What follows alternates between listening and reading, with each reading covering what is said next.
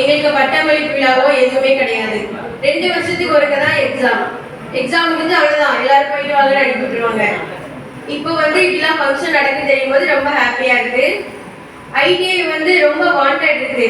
ஒரு கம்பெனி எடுத்துக்கிட்டீங்கன்னா இன்ஜினியரிங் ஒருத்தர் தான் இருப்பான், ஒரு வழி நடத்துறதுக்காக ஒருத்தர் மட்டும் இருப்பான்.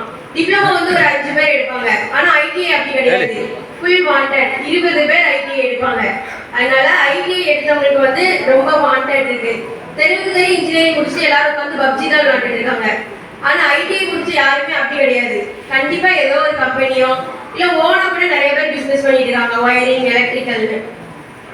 அதனால ஐடிஐ நிறைய வாண்டட் இருக்கு. நானே ஐடிஐ படிக்கும் போது எல்லாரும் கேட்டாங்க எதுக்கு ஐடிஐ படிக்க அப்படின்னு சொல்லிட்டு. நான் அப்புறம் எனக்கு தெரியல, எனக்கு ரொம்ப கஷ்டமா தான் இருந்துச்சு, ஏன்டா ஐடிஐ சேர்த்தோம் அப்படின்ட்டு. அதுக்கப்புறமா சரி முடிச்சதும் டிப்ளமோ படித்தேன். டிப்ளமோ முடிச்சுட்டு நான் டிப்ளமோ படிச்சுட்டு இருக்கும் போதே எக்ஸாம் போட்டாங்க. இபில இருந்து எக்ஸாம் கால்குலேட் பண்ணாங்க. கால்குலேட் பண்ண ஃபர்ஸ்ட் செட்டே நாங்க தான். இப்போ அதுக்கப்புறம் இன்னும் எடுக்கவே இல்லை. இப்போ போட்டிருக்காங்க வாண்டட். டிஎன்பிசி கொடுத்துட்டாங்க எக்ஸாம். அப்போ எங்க டிபார்ட்மெண்ட்லேயே நடத்தினாங்க. இப்போ டிஎன்பிசி கொடுத்துட்டாங்க. இப்போ எக்ஸாம் போட்டிருக்காங்க, முடிச்சவங்க எல்லாம் அப்ளை பண்ணுங்க.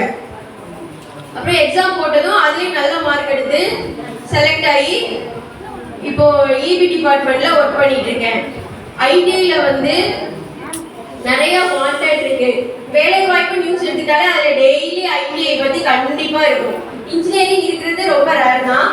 ITI most wanted. எல்லாருமே நல்ல